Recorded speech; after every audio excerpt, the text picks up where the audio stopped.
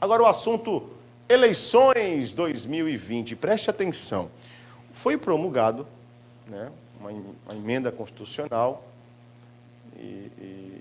em que adia para novembro as eleições, primeiro e segundo turno.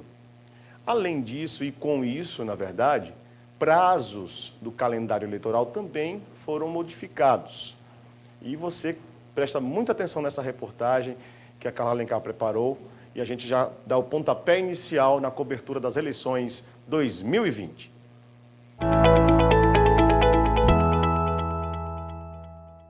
Essas mudanças ocorreram após uma sugestão do Tribunal Superior Eleitoral para evitar a disseminação do Covid-19 durante o pleito. O calendário das eleições municipais deste ano foi alterado e as datas já estão definidas.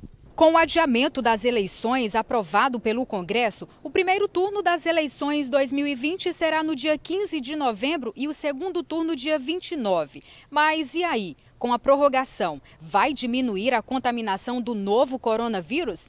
Essa pergunta, quem vai responder são os eleitores. Eu acredito que se adiar fica até melhor, porque o eleitor pensa mais, tem mais opção e quem sabe o coronavírus também pode desaparecer, ficar mais fraco. Por conta da aglomeração. Por conta da aglomeração, exatamente. Para mim é muito bom, muito importante, porque vai diminuir mais esse vírus, que está atingindo o mundo todo, não é só o Brasil. Muito bom. Para mim e para todos vai ser bom. Porque se for agora, no tempo que antigamente era o dia certo das eleições, mas agora não pode ser mais. Para mim foi muito bom e para todas as pessoas também vai ser melhor. Mas quando mais para frente seja melhor, né? Ter mais tempo, a gente pensar até no candidato que seria votar, né? Escolher um candidato melhor, ou ver se a gente acerta, né? Alguns dos eleitores vibraram com o adiamento das eleições. Assim, ganha mais tempo para decidir em quem votar. Eu acho que é providencial, porque com a pandemia aí, esse risco de aglomeração é iminente. Então, se deixar mais para frente, talvez o risco será menor, né? Inclusive, dá tempo para o eleitor pensar um pouquinho mais.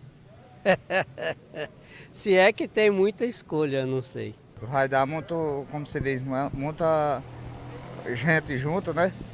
E com certeza vai ajudar. Eu já acredito que diminui por causa da aglomeração, né?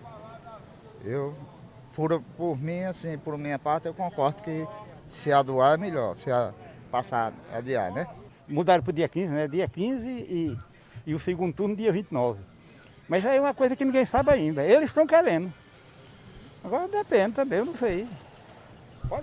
Você acha que com esse tempo é melhor para os eleitores pensarem direitinho em quem votar? É melhor. É muito melhor. Nem que tem muita gente que ainda está assim, em dúvida ainda, com esse problema dela ainda, aí pode ser que melhore, né? Ela diminui mais, ou acaba mesmo, ninguém sabe. Tem um tempo ainda. Mas é melhor, foi melhor mesmo para o dia 15 de novembro.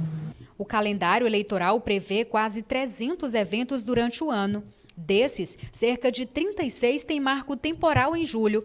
Entre eles estão vedação à contratação e movimentação de servidores, vedação à transferência voluntária de recursos aos municípios e vedação de candidatos em inaugurações de obras. Será preciso também avaliar ajustes pontuais em outras resoluções, como as que tratam de registro de candidatura, atos gerais do processo eleitoral e propaganda eleitoral. Mailton Luciano, chefe do cartório eleitoral, fala que em meio a tantas mudanças, o voto permanece obrigatório. Em razão da pandemia do coronavírus, o Congresso Nacional editou uma emenda constitucional alterando alguns prazos, né, do calendário eleitoral.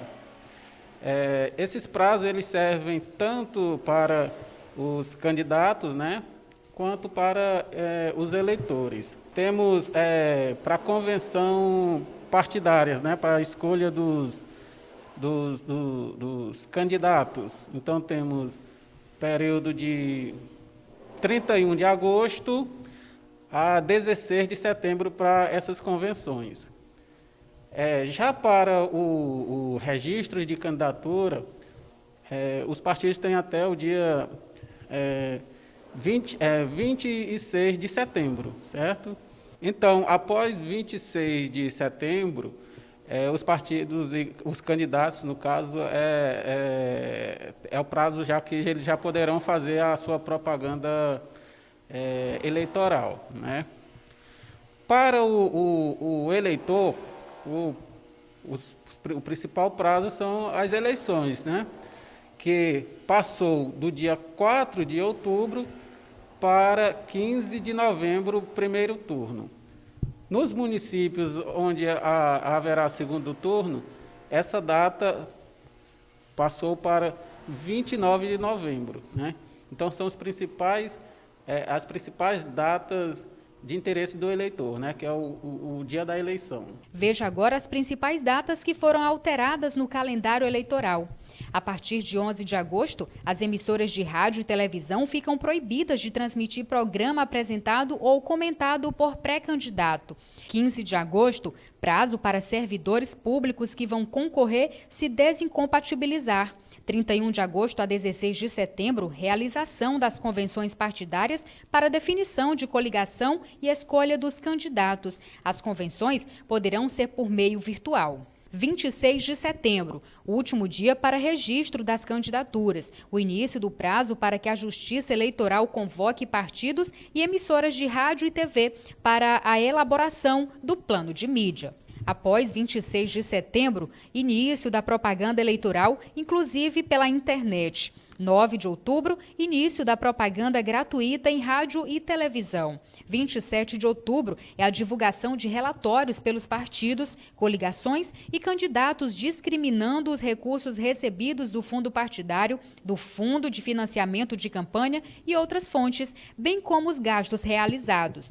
15 de novembro, primeiro turno das eleições, 29 de novembro, segundo turno das eleições. Até 15 de dezembro é o encaminhamento à Justiça Eleitoral do conjunto das prestações de contas das campanhas dos candidatos. 18 de dezembro é o prazo final para a diplomação dos candidatos eleitos, salvo nos casos em que as eleições ainda não tiverem sido realizadas.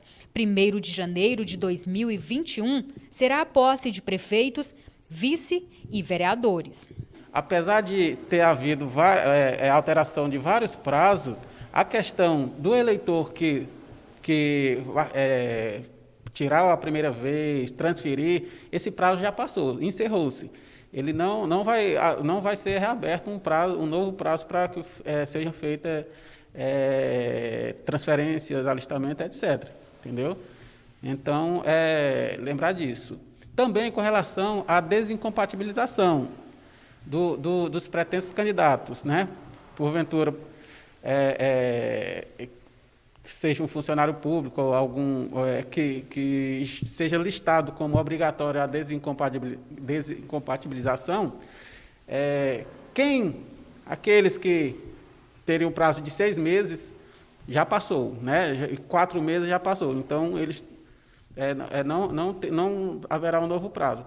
Agora, para ter um prazo de 3 meses antes da eleição, então se estende, né? Então, em vez de o pré-candidato ele se desincompatibilizar dia 4 de julho, que passou, então ele vai ter até o dia 15 de agosto para se desincompatibilizar. Então, uma novidade, uma alteração que houve.